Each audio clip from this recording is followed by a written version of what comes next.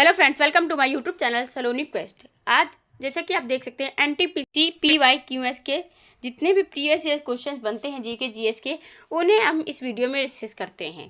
तो important question by Saloni quest, practice set 10 है। अभी तक की आप जैसे कि आप पहले के वीडियोज़ में देख सकते हैं प्रैक्टिस सेट 9 हो चुके हैं। ये हमारा प्रैक्टिस सेट 10 है। प्रैक्टिस सेट 10 इसमें एनटीपीसी के जितने भी प्रीवियस क्वेश्चन होंगे हम उन्हें इस वीडियो में डिस्कस करेंगे। हाल ही में किस भारतीय टेलीकॉम कंपनी ने स्पेस एक्स के साथ समझौता किया है? Recently which Indian telecom company signed an agreement with space x? VI ने, एयरटेल या जियो? तो जियो कंपनी ने, जो कि भारतीय टेलीकॉम कंपनी है, इसने स्पेस एक्स के साथ समझौता किया है। किसके साथ? स्पेस एक्स के साथ। स्पेस एक्स इसके मालिक कौन है? एलन मस्क हैं। एलन मस्क स्पेस एक्स के मालिक हैं। इस कंपनी के साथ समझौता किया हमारी भारतीय टेलीकॉम जियो कंपनी ने। क्या बनाने के लिए? स्टारलिंक के लिए, निर्माण के लिए 5G। हमारे भारत की भारतीय टेलीकॉम कंपनी स्पेस एक्स के साथ समझौता कर लिया है जियो ने इसके साथ समझौता किया है। जियो ने 12 मार्च को एलन मस्क की स्पेस एक्स के साथ साझेदारी का ऐलान किया है। पद्मा सुब्रमण्यम को किस शास्त्रीय नृत्य के लिए जाना जाता है? पद्म सुब्रमण्यम तो भरतनाट्यम, कथक, कुचिपुड़ी या मोहिनीअट्टम?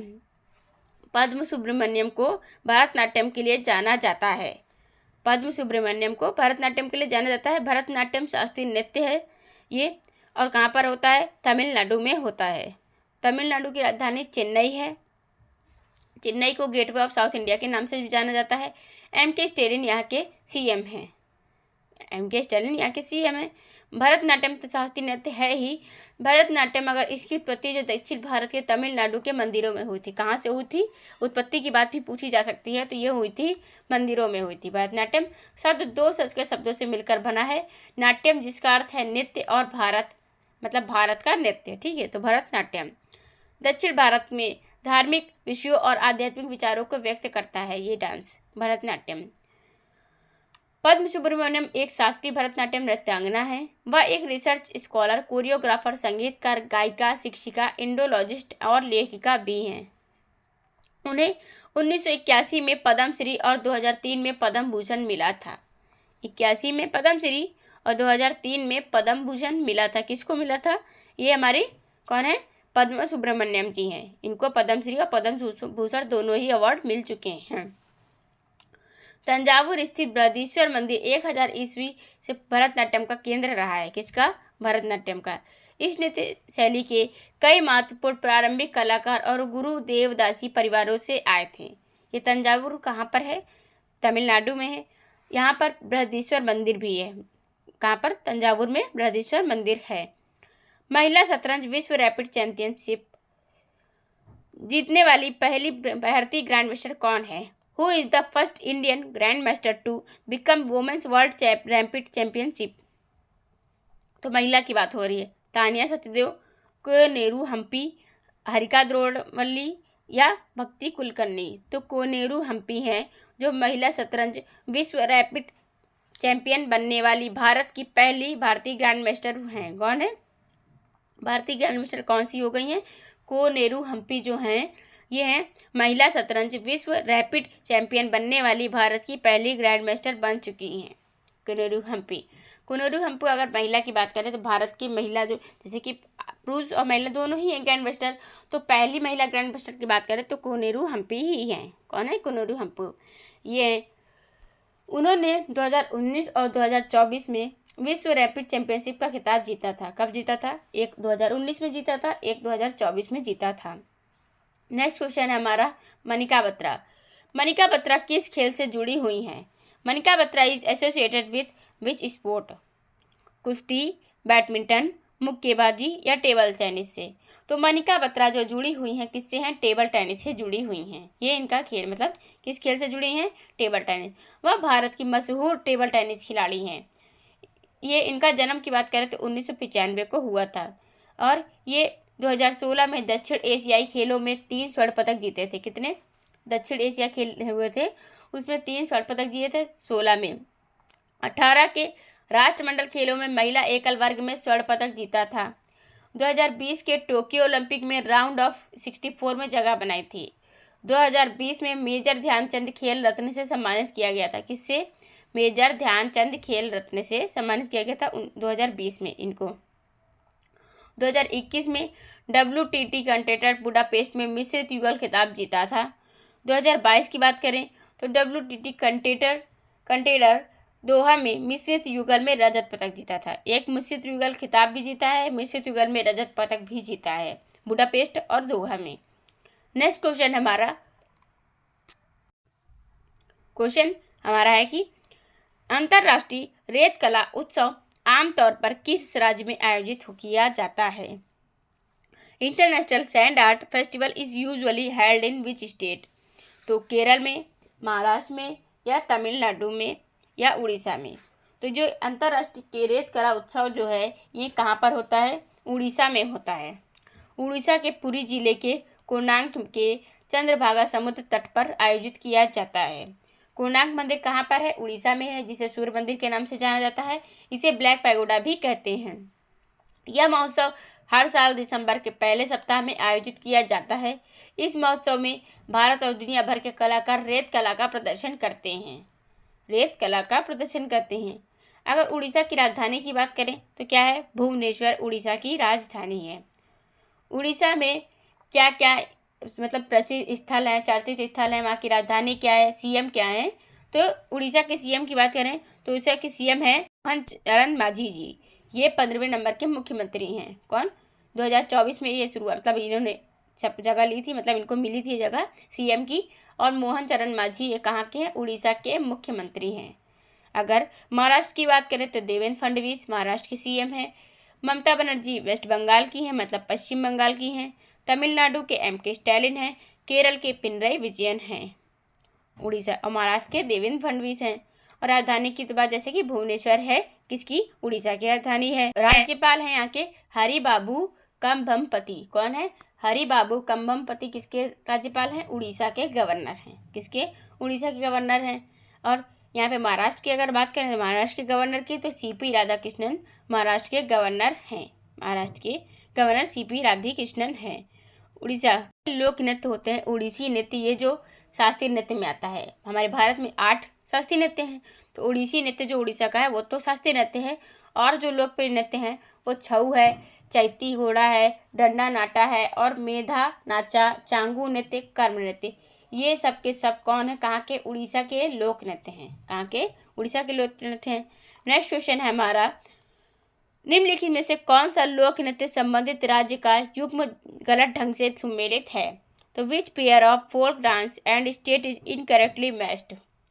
गिद्धा पंजाब से रिलेटेड है, वांचो अरुणाचल प्रदेश का है, घूमर बिहार का, नोंगक्रेम मेघालय। तो ये जो हमारे बात करते हैं गिद्धा पंजाब, ये तो सही है क्योंकि पंजाब में गिद्धा भी होता है और भांगड़ा भी होता है। कौन सा? भांगड़ा गिद्धा दोनों ही पंजाब के हैं। पंजाब की राजधानी चंडीगढ़ है। ठीक है। नायाब सिंह सैनी यहाँ के भगवंत मान यहाँ के सीएम हैं, और नायाब सिंह सैनी हरियाणा के सीएम हैं। वांचो अरुणाचल प्रदेश का ही लोक नृत्य है। किसका? वांचो जो है अरुणाचल प्रदेश का लोक नृत्य है। घूमर बिहार का लोक नृत्य नहीं है, ये राजस्थान का लोक नृत्य है। घूमर किस राज्य का लोक नृत्य है? घूमर राजस्थान का लोक नृत्य है। घूमर राजस्थान की राजधानी की अगर बात करें तो जयपुर है। इसे पिंक सिटी के नाम से भी जाना जाता है। भजन लाल शर्मा जी बीजेपी पार्टी से सीएम है यहाँ के। कहाँ के? बीजेपी पार्टी से सीएम है। नेक्स्ट क्वेश्चन है हमारा, हाल ही में IIFA अवार्ड्स 2025 का आयोजन कहाँ हुआ है? Where were the IIFA award 2025 had recently held? Mumbai में, नई दिल्ली में, या जयपुर में, या इनमें से कोई नहीं? तो ये जो क्वेश्चन है इसमें इनमें से कोई नहीं, ये गलत हो गया है बाई मिस्टेक। लेकिन यहाँ पर ये जो इसका आंसर होगा जयपुर। जयपुर इसका आंसर है। किसका? आईफा जो अवार्ड 2025 हुआ है वो जयपुर में हुआ है। कहाँ पर? ये जयपुर में आयोजित हुआ था। IIFA अवार्ड 2025 का आयोजन मार्च में हुआ है, जयपुर में हुआ है, और जयपुर को पिंक सिटी के नाम से भी जाना जाता है। जयपुर भारत में राजस्थान की राजधानी है। राजस्थान क्षेत्रफल की दृष्टि से सबसे बड़ा राज्य है। कहाँ पर? क्षेत्रफल की दृष्टि से भारत का सबसे बड़ा राज्य है। यहीं पर सांभर उत्सव भी मनाया जाता है। कहाँ पर? और सांभर झील भी है जो खारे पानी की झील है। इस कार्यक्रम में भारतीय सिनेमा के बेहतरीन कलाकारों को सम्मानित किया गया है। किसमें? IIFA अवार्ड में। ये इसका फुल फॉर्म है 25वां अंतर्राष्ट्रीय भारतीय फिल्म अकादमी अवार्ड था। ये कौन से नंबर का था? 25वें नंबर का था। 25 नंबर का अंतर्राष्ट्रीय भारतीय फिल्म अकादमी अवार्ड था। इस साल के अवार्ड्स में कई बॉलीवुड सितारे शामिल हुए थे। कौन से? बहुत। यह पुरस्कारों का रजत जयंती वर्ष था। इस अवसर को मनाने के लिए आईफा पुरस्कार ट्रॉफी चांदी में बनाई गई थी। किसमें? चांदी में बनाई गई थी। अभी हुआ कहाँ पर है? तो ये जयपुर में हुआ है। नेक्स्ट क्वेश्चन है हमारा, हाल ही में कौन होंडा कार्स इंडिया के नए अध्यक्ष और CEO बने हैं? Who recently become the new president and CEO of Honda cars India business? मैमून तालम, ताकाशी नाकाजीमा, हिनियाशी टेकुची, इनमें से कोई नहीं। तो ताकाशी नाकाजीमा जो हैं होंडा कार्स इंडिया के नए CEO बने हैं। कौन? ताकाशी नाकाजामा। ये होंडा कार्स के नए CEO बन गए हैं। ताकाशी नाकाजामा। अभी BCI के 7वीं बार लगातार जो बने हैं, कौन अध्यक्ष बन गए हैं, वो कौन बने हैं? तो BCI की बात करें तो ये बन गए हैं मनन कुमार मिश्रा जी, 7वीं बार लगातार अध्यक्ष बने हैं BCI से। अभी अंजू राठी राणा को पहली महिला विधि सचिव नियुक्त किया गया है। अजय साधु को गवर्नमेंट ई-मार्केट GEM का CEO नियुक्त किया गया है। अजीत रत्नाकर जोशी को RBI के कार्यकारी निदेशक के रूप में नियुक्त किया गया है। नेक्स्ट क्वेश्चन है हमारा, भारत में सबसे अमीर महिला कौन है? भारत की सबसे अमीर महिला कौन है? Who recently become the richest woman in India? तो नीता अंबानी, सावित्री जिंदल, रोशनी नाडर या इनमें से कोई नहीं। तो सावित्री जिंदल की कुल संपत्ति $33.5 मिलियन है।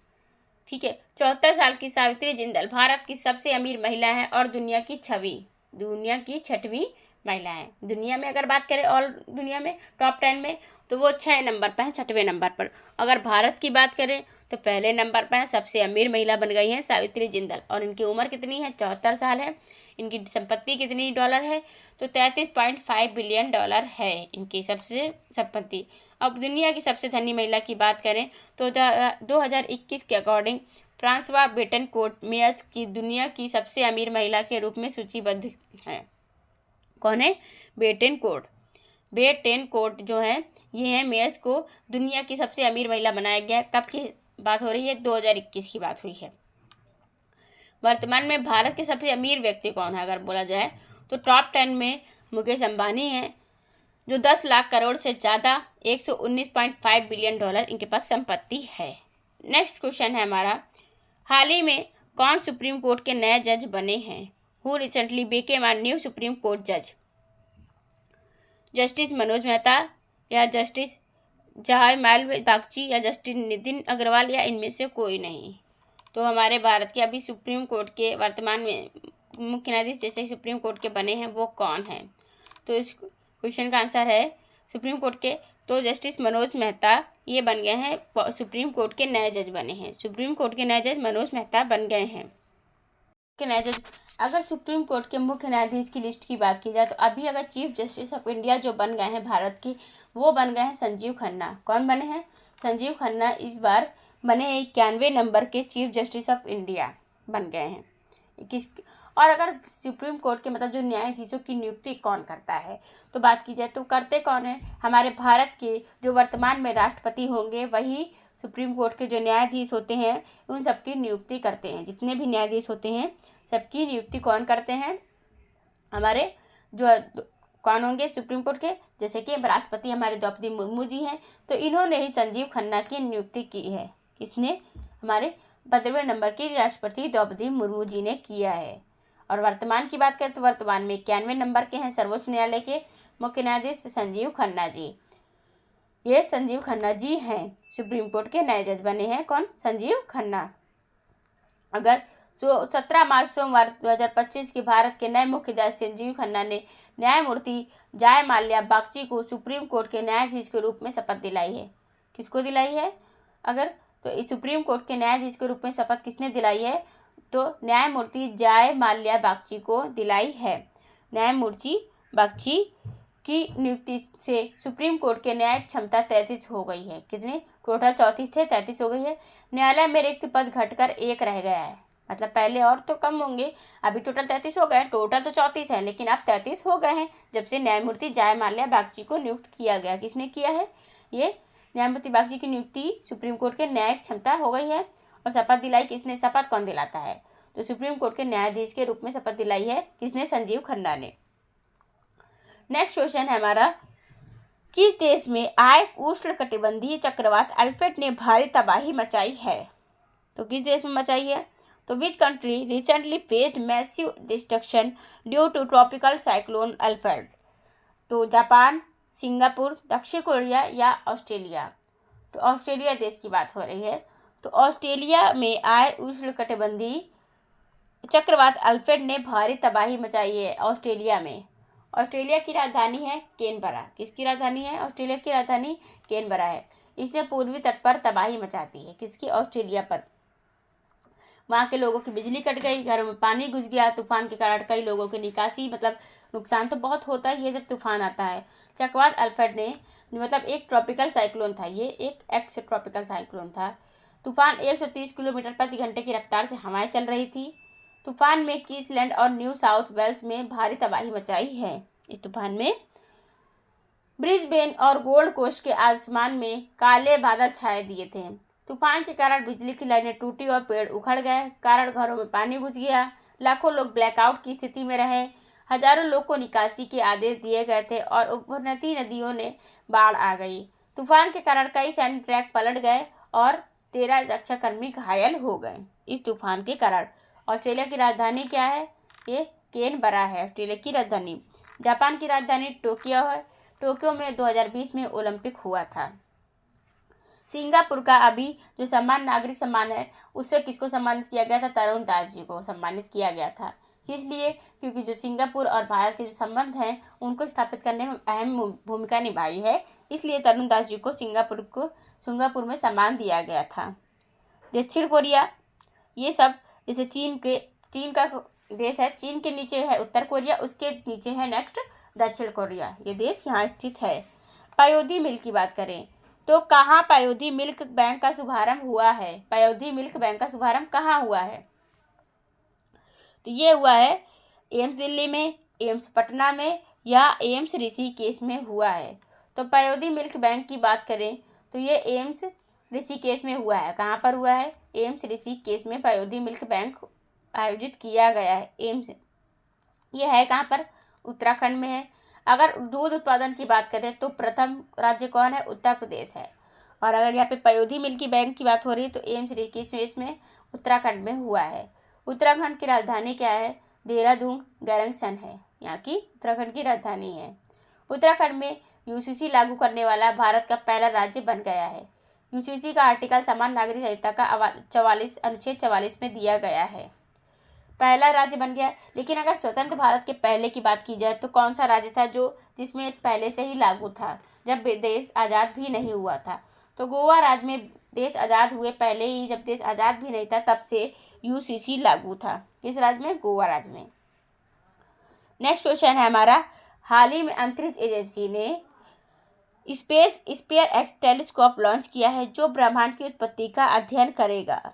Recently which space agency launch the SPHEREx telescope to study the origin of the universe? NASA, Roscosmos, JAXA, ISRO या नासा? तो नासा स्पेस एजेंसी ने अंतरिक्ष में स्पेयर-एक्स टेलीस्कोप लॉन्च किया है ब्रह्मांड की उत्पत्ति के अध्ययन के लिए। नासा अमेरिका की स्पेस-एक्स है, मतलब कौन है? स्पेस एजेंसी है। जैसे हमारे भारत की इसरो है, इसरो की स्थापना कब हुई थी? 15 अगस्त 1969 को की गई थी। नासा का स्पेयर-एक्स अंतरिक्ष टेलीस्कोप 27 फरवरी 2025 को लॉन्च किया गया था। यह टेलीस्कोप ब्रह्मांड के बारे में कई रहस्यों को सुलझाने में मदद करेगा। यह मेगाफोन के आकार का है। कैसे? मेगाफोन होता है ना, उसके आकार का है। अवरक्त प्रकाश में पूरे आकाश का मानचित्र तैयार करेगा। 450 मिलियन आकाशगंगाओं का मानचित्रण ये करेगा। जीवन के निर्माण खंडों को खोज करेगा। खगोल भौतिकी के कुछ सबसे बड़े सवालों के जवाब देने में मदद करेगा। अंतरिक्ष टेलीस्कोप पृथ्वी के वायुमंडल के धुंधले प्रभावों के ऊपर होते हैं। विद्युत चुंबकीय स्पेक्ट्रम से कई तरंगदैर्घ्य हैं जो पृथ्वी तक नहीं पहुंचते हैं क्योंकि वे पृथ्वी के वायुमंडल द्वारा अवशोषित या परावर्तित होते हैं। नेक्स्ट क्वेश्चन है हमारा, 1 अप्रैल 2025 से दिल्ली के कितने पुराने वाहनों को पेट्रोल पंप पर ईंधन नहीं दिया जाएगा? From April 1, 2025 vehicles older than how many years will not be given fuel to at petrol pumps in Delhi? 10 साल पहले, 15 साल, 20 साल या 25 साल? तो ये जो है किसकी साल? 15 साल की बात हो रही है। 1 अप्रैल 2025 से दिल्ली में 15 साल से पुराने वाहनों को पेट्रोल पंप पर ईंधन नहीं दिया जाएगा। कहाँ पर? पेट्रोल पंप पर ये ईंधन नहीं दिया जाएगा। कितने पुराने सालों को? 15 साल के जो पुराने वाहन हो चुके होंगे इन्हें यहाँ पर नहीं दिया जाएगा ईंधन। नई दिल्ली में ESIC का 74वां स्थापना दिवस मनाया गया है। यहीं पर विश्व पुस्तक मेला आयोजित किया गया, किसके द्वारा? राष्ट्रपति द्रौपदी मुर्मू जी के द्वारा आयोजित किया गया है। जनजाति आदि महोत्सव 2025 में राष्ट्रपति द्रौपदी मुर्मू जी ने आयोजित किया है। राष्ट्रपति भवन में उद्यान उत्सव 2 फरवरी को मनाया गया था। ग्रामीण भारत महोत्सव भी 2025 को मनाया गया था। कहाँ पर? नई दिल्ली में। फेस्टिवल ऑफ लेटर्स 2025 का आयोजन नई दिल्ली में आयोजित हुआ था। नई दिल्ली में, जैसे कि नई दिल्ली हमारे भारत की राजधानी है, यहीं पर गेटवे ऑफ इंडिया है। कहाँ पर? नई दिल्ली में ही गेटवे ऑफ इंडिया है। नई दिल्ली, अगर यहाँ की बात करें तो फर्स्ट वेव से शिखर सम्मेलन अभी कहाँ पर आयोजित हुआ था? फर्स्ट वेव से शिखर सम्मेलन तो नई दिल्ली में ये भी आयोजित हुआ है। फर्स्ट वेव शिखर सम्मेलन हमारा भारत देश कर रहा है। अगर भारत की रैंकिंग की बात करें, जैसे कि देखिए ये तो हुई है 28वें राष्ट्रमंडल अध्यक्ष सम्मेलन 2026 भी कौन करेगा? हमारा भारत देश करेगा। ये करेगा। तीसरे राष्ट्रीय खनन मंत्रियों का सम्मेलन 2025 में, जो कि उड़ीसा भारत में होगा। पहला ओलंपिक अनुसंधान सम्मेलन हो रहा है, जो कि कहाँ? गुजरात में हो रहा है। ठीक है, गुजरात में। चेन्नई में विश्व समुद्री सम्मेलन 2024 का आयोजन हो रहा है। प्रथम भारत समुद्री विरासत सम्मेलन 2024 का नई दिल्ली में आयोजित हुआ है। पटना बिहार में 85वां अखिल भारतीय पीठासीन अधिकारी सम्मेलन होगा। नेक्स्ट क्वेश्चन है हमारा, हाल ही में उत्तर प्रदेश के मुख्यमंत्री योगी आदित्यनाथ ने किस जिले में पहला स्मार्ट सिटी अस्पताल पैथोलॉजी केंद्र का उद्घाटन किया है? उत्तर प्रदेश राज्य सरकार की बात हो रही है तो अयोध्या जो जिला है किसका? उत्तर प्रदेश राज्य का। उस जिले में स्मार्ट सिटी हॉस्पिटल और पैथोलॉजी का उद्घाटन किसने किया है? तो प्रधानमंत्री नहीं, CM मतलब योगी जी, जो कि कहाँ मुख्यमंत्री हैं? कहाँ के? उत्तर प्रदेश के मुख्यमंत्री हैं। इन्होंने आयोजन किया है। कहाँ पर आयोजन किया है? तो ये हुआ अयोध्या में। अयोध्या का राम मंदिर जब स्थापित किया गया था, कब स्थापित किया गया था? तो 22 जनवरी 2024 को उद्घाटन किया गया। मतलब जब मंदिर ओपन हुआ था, उनकी शुरू किया गया था, तो मंदिर का उद्घाटन कब हुआ था? 22 जनवरी 2024 को हुआ था। यहाँ के CM की बात करें तो योगी आदित्यनाथ जी हैं। आनंदीबेन पटेल गवर्नर हैं। जिले 75 हैं। यहाँ पर 31 राज्यसभा में सीटें हैं और लोकसभा में 80 सीटें हैं। एक माँ दुधवा नेशनल पार्क है। कहाँ पर है ये पार्क? दुधवा नेशनल पार्क, ये भारत यूपी में है। कहाँ पर? यूपी में। पीलीभीत टाइगर रिजर्व, नवाबगंज पक्षी अभ्यारण्य, ये भी उत्तर प्रदेश में है। चरकुला, नौटंकी, रासलीला, रामलीला, ये सब कहाँ के डांस है? लोक नृत्य हैं। लोक नृत्य जो कि कहाँ के? उत्तर प्रदेश के हैं। उत्तर प्रदेश में है। कथक, ये भी उत्तर प्रदेश का लोक नृत्य है। कथक है उत्तर प्रदेश का, लेकिन अगर कथकली की बात की जाए तो कथकली कहाँ का है? ये किसका है? केरल का है। केरल का मोहिनीअट्टम, कालियट्टम, कथकली, ये तीनों ही ओनली कथक की बात की जाए, केवल कथक, तो जो कि कहाँ का है? ये है उत्तर प्रदेश राज्य का है। उत्तर प्रदेश राज्य में होता है कथकली।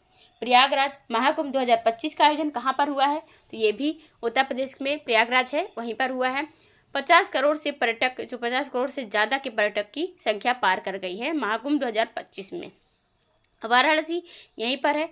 वाराणसी को जो भारत की सांस्कृतिक राजधानी कहा जाता है। किसको? वाराणसी को कहा जाता है उत्तर प्रदेश की सांस्कृतिक राजधानी कहा जाता है।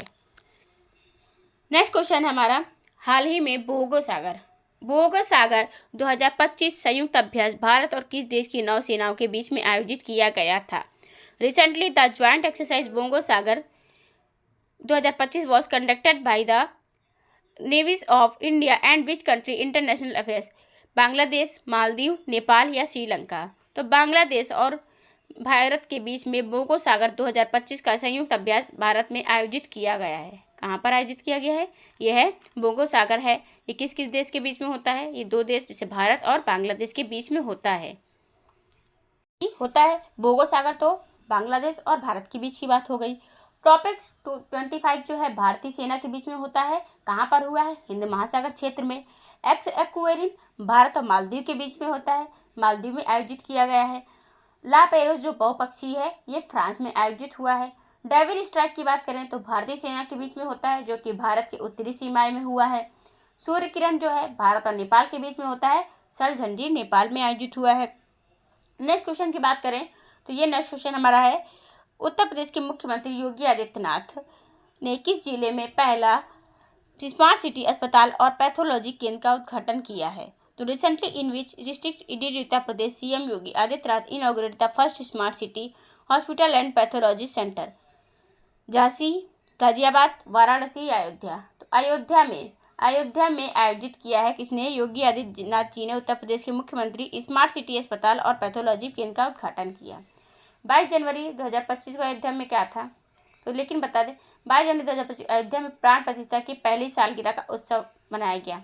ठीक है, नहीं माना था क्योंकि ये उत्सव पहले 11 जनवरी को मनाया जा चुका है। दरअसल रामलला विग्रह की प्राण प्रतिष्ठा की सालगिरह भारतीय कालगणना के अनुसार मनाई जाएगी। प्राण प्रतिष्ठा की अगर बात करें तो कब हुई थी? तो ये 22 जनवरी 2024 को हुआ था। द्वादशी तिथि को राम मंदिर की प्राण प्रतिष्ठा की गई थी। 22 जनवरी है यानी कि तारीख है, तारीख के हिसाब से राम मंदिर की प्राण प्रतिष्ठा को एक साल पूरा हो गया। मतलब कब से? 22 जनवरी 2025 से हो चुका है इसलिए। और यहाँ पर बड़ी संख्या में भक्त भी आ रहे हैं। कहाँ पर? राम मंदिर में इस टाइम प्रेजेंट, क्योंकि राम मंदिर प्राण प्रतिष्ठा हो चुकी है। अब दर्शन के लिए सारे भक्त आ रहे हैं। चंपत राय ने कहा कि राम मंदिर प्राण प्रतिष्ठा का पहला वर्ष पौष शुक्ल पक्ष द्वादशी 12 जनवरी 2025 को है और इसे लेकर 3 दिन का कार्यक्रम है। नेक्स्ट क्वेश्चन की बात करें तो आर्यों ने भारत में किस दर्रे से होकर प्रवेश किया था? आर्यों की बात करें तो भारत में मतलब कौन से दर्रे से अंदर आए थे, एंटर करे थे? किसमें? भारत में, हमारे भारत में। तो आर्यों ने भारत में भाषा, धर्म और संस्कृति के रूप में अपनी छाप छोड़ी। आर्यों के आने के बाद भारत में एक नई संस्कृति का विकास हुआ। आर्यों के आगमन से जुड़े कुछ तथ्य थे। आर्यों ने भारत में धर्म और भाषा के रूप में अपनी छाप छोड़ी है। भारत में ऋग्वेद नामक ग्रंथ लाया था। भारत में कई देवी देवताओं की पूजा की। ठीक है, ऋग्वेद नामक ग्रंथ कौन लाया था? आर्य लाए थे। ठीक है, आर्य भारत में कई तरह के शिल्प और कलाकृतियां बनाई थी। किसने? आर्यों ने। और ये खैबर दर्रे से भारत में प्रवेश करे थे। यातायात के लिए पथों का निर्माण भी किया। कई तरह के रथों का भी इस्तेमाल किया। गीत, नृत्य और वाद्य यंत्रों का इस्तेमाल किया। भारत में अलंकरण की प्रथा विकसित की। भारत में मनोविनोद के लिए काव्य, संगीत, दुयत, घुड़दौड़ और रथ दौड़ का आयोजन किया। आर्यों ने भारत में शिक्षण व्यवस्था का संगठन किया। भारत में ब्राह्मणों के जरिए धर्म की शिक्षा दी। किसके? ब्राह्मण थे, ब्राह्मणों के जरिए धर्म की शिक्षा दी। भारत में कई तरह के शिल्प और कलाकृतियां बनाई गई। ज्ञानपीठ पुरस्कार की बात करें तो ज्ञानपीठ पुरस्कार किस क्षेत्र में उत्कृष्टता के लिए दिया जाता है? In which field is the Jnanpith award given for excellence? विज्ञान, कला, साहित्य, उपरोक्त सभी। तो साहित्य के लिए दिया जाता है। किसके लिए? लिटरेचर के लिए दिया जाता है। कौन सा? ज्ञानपीठ पुरस्कार की बात हो रही है। ज्ञानपीठ पुरस्कार साहित्य में दिया जाता है, साहित्य की उत्कृष्टता के लिए दिया जाता है। यह लेखकों को दिया जाता है। मेन मतलब जो होता है इसका मुख्य, तो किसको? लेखकों को दिया जाता है। ज्ञानपीठ पुरस्कार की कुछ अगर बात बताएं तो ज्ञानपीठ पुरस्कार साहित्य के क्षेत्र में दिया जाने वाला भारत का सर्वोच्च पुरस्कार है। भारत का सर्वोच्च साहित्यिक पुरस्कार कौन सा है? ज्ञानपीठ। और भारत का सर्वोच्च नागरिक सम्मान की बात करें तो वो है भारत रत्न, जिसकी शुरुआत 1954 को हुई थी और पहला डॉक्टर सर्वपल्ली राधाकृष्णन जी को दिया गया था, भारतीय थे।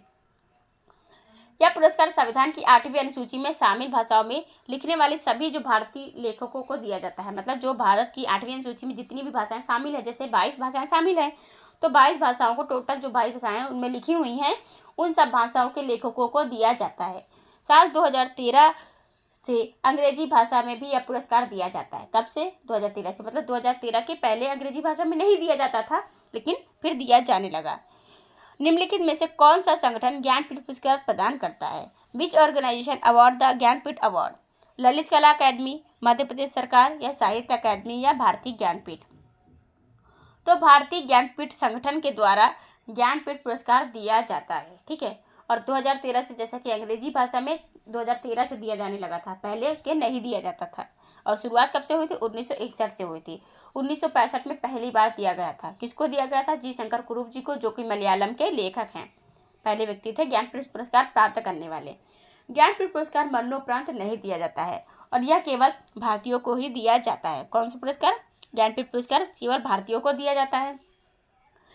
इस पुरस्कार में 11 लाख रुपए का नकद पुरस्कार, एक प्रशस्ति पत्र होता है। वाग्देवी मतलब सरस्वती जी की एक कांस्य प्रतिकृति की दी जाती है। यह किस पुरस्कार पाने वाली पहली महिला अगर बात की जाए तो पहली महिला लेखिका कौन थी? आशापूर्णा देवी थी। कौन है? पहले व्यक्ति की बात करें तो पहली महिला मतलब पुरुष की बात करें तो वो हैं विजय शंकर कुरूप जी, जो कि मलयालम लेखक हैं। और पहली महिला की बात करें लेखिका तो आशापूर्णा देवी जी थी, जिन्हें पहली महिला ज्ञानपीठ पुरस्कार प्राप्त करने वाली। साल 2021 में के लिए 56वां ज्ञानपीठ पुरस्कार असमिया कवि नीलमणि फुकन को दिया गया था। ज्ञानपीठ पुरस्कार के पहले प्राप्तकर्ता जो कि जी शंकर कुरूप को उनकी किस कृति के लिए यह पुरस्कार मिला था? For which work was the first Jnanpith award recipient G Shankara Kurup honoured?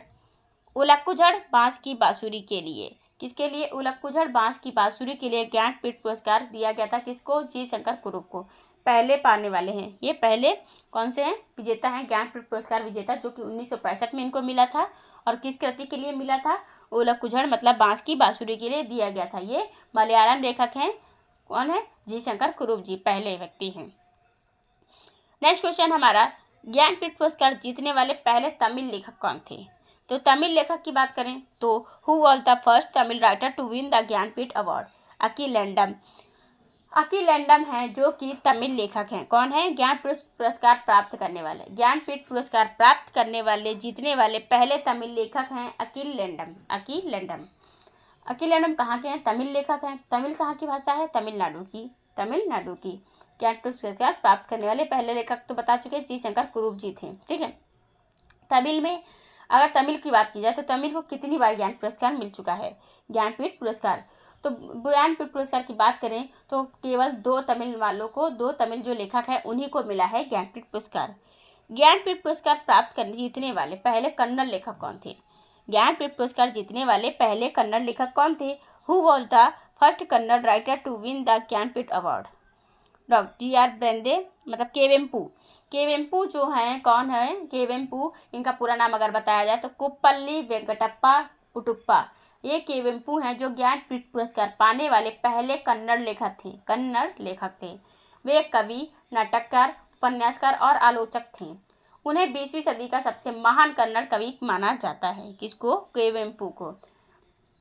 इनका उपनाम केवेम्पू के नाम से भी जाना जाता है। यह भारत का सर्वोच्च साहित्यिक सम्मान है। ज्ञानपीठ पुरस्कार शुरुआत 1961 में हुई थी और 22 अनुसूचित भाषा हैं उनमें सब में मिलता है। ये 11 लाख रुपए यहाँ की पुरस्कार राशि होती है। नेक्स्ट क्वेश्चन है हमारा, ज्ञानपीठ पुरस्कार पाने वाले पहले उर्दू लेखक कौन थे? कौन है? उर्दू लेखक। तो who was the first Urdu writer to win the Jnanpith award? Mirza Ghalib, Raghupati Sahay उर्फ फिराक गोरखपुरी, कुर्द तैलून की हैदर या फैज अहमद फैज? तो रघुपति सहाय उर्फ फिराक गोरखपुरी जो हैं उर्दू लेखक हैं, पहले उर्दू लेखक है साहित्य के ज्ञानपीठ पुरस्कार पाने वाले पहले लेखक थे। फिराक गोरखपुरी उर्दू साहित्य के लिए ज्ञानपीठ पुरस्कार पाने वाले पहले लेखक थे। उन्हें यह पुरस्कार कब मिला था? 1969 में मिला था। 1969 में ही इसरो की स्थापना हुई थी। अखलाक मोहम्मद खान शहरयार को 2008 में ज्ञानपीठ पुरस्कार मिला था। कुर्तुलन एन ऐदर और अली सरदार जाफरी को भी ज्ञानपीठ पुरस्कार से सम्मानित किया जा चुका है। नेक्स्ट क्वेश्चन है हमारा, ज्ञानपीठ पुरस्कार जीतने वाले पहले तमिल लेखक कौन थे? तो तमिल की बात जैसे कि हमने बताया पहला क्वेश्चन है, तो तमिल कुंडम अकिलेंडम जो हैं तमिल लेखक थे, इनको ज्ञानपीठ पुरस्कार मिल चुका है। किसको मिल चुका है? अकिलेंडम को ज्ञानपीठ पुरस्कार मिल चुका है। और ये भारत की 8वीं अनुसूची में जितनी भी भाषाएं शामिल है सबको मिलता है। 1965 में मलयालम लेखक जी शंकर कुरूप को मिला ज्ञानपीठ पुरस्कार। और नेक्स्ट क्वेश्चन हमारा अमृता प्रीतम। अमृता प्रीतम को उनकी किस कृति के लिए ज्ञानपीठ पुरस्कार से सम्मानित किया गया था? For which work was Amrita Pritam awarded the Jnanpith award?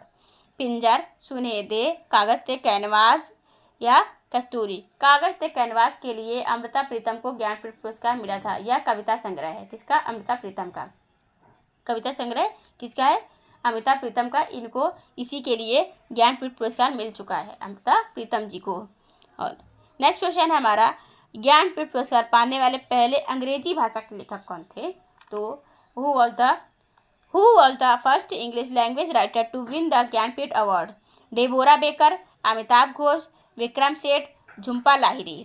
Amitabh Ghosh को, जो कि पहले अंग्रेजी भाषा के लेखक थे, कौन? अंग्रेजी भाषा के लेखक थे। इनको ज्ञानपीठ पुरस्कार मिल चुका है।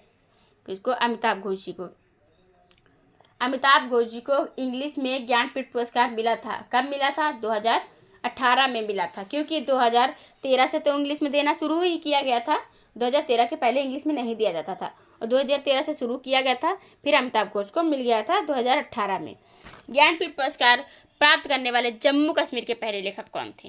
हु वॉज द फर्स्ट लेखक writer from the Jammu and Kashmir to win the Jnanpith award? Abdul Rahman Rahi, Farooq Nazki या हब्बा खातून या अख्तर मोहिद्दीन? तो अब्दुल रहमान राही जो है जम्मू कश्मीर के पहले लेखक थे। कौन? जम्मू कश्मीर के पहले लेखक ज्ञानपीठ पुरस्कार प्राप्त करने वाले अब्दुल रहमान राही थे। नेक्स्ट क्वेश्चन है हमारा, ज्ञानपीठ पुरस्कार जीतने वाले पहले असमिया लेखक कौन थे? Who was the first Assamese writer to win the Jnanpith award? तो वीरेंद्र कुमार भट्टाचार्य, वीरेंद्र कुमार भट्टाचार्य ज्ञानपीठ पुरस्कार पाने वाले पहले असमिया लेखक थे। उन्हें से साल 1989 में यह पुरस्कार मिला था। कब मिला था? 1989 में दिया गया था। ये इनको मिला था 1989 में। किसके लिए? अब उपन्यास इयारू इंगम के लिए मिला था। 1961 में असमिया साहित्य अकादमी पुरस्कार से सम्मानित किए गए थे। असम का भी अपना साहित्य पुरस्कार होता है, तो उसका पुरस्कार जब मिला था इनको, तो इयार उंगम के लिए इनको मिला था वीरेंद्र कुमार भट्टाचार्य को, जैसा कि इयार उंगम के लिए मिला था असमिया साहित्य अकादमी पुरस्कार। नेक्स्ट क्वेश्चन है, ज्ञानपीठ पुरस्कार से किस देवी की कांस्य प्रतिकृति शामिल होती है? तो which goddess bronze replica included in the Jnanpith award? Lakshmi ji, Saraswati ji या काली जी या दुर्गा जी? तो दुर्गा देवी जी जो है, ये होती है हमारी कौन सी माता हैं? सरस्वती देवी ज्ञान की देवी हैं। तो ज्ञानपीठ पुरस्कार को किस देवी के लिए? सरस्वती देवी की कांस्य प्रतिकृति शामिल होती है। किसकी? सरस्वती देवी जी की इसमें। और 11 लाख रुपए क्या दिया जाता है? अवार्ड दिया जाता है। हे गाइस, आपको ये वीडियो कैसी लगी है? वीडियो अच्छी लगी हो तो कमेंट बॉक्स में कमेंट करके ज़रूर बताइएगा।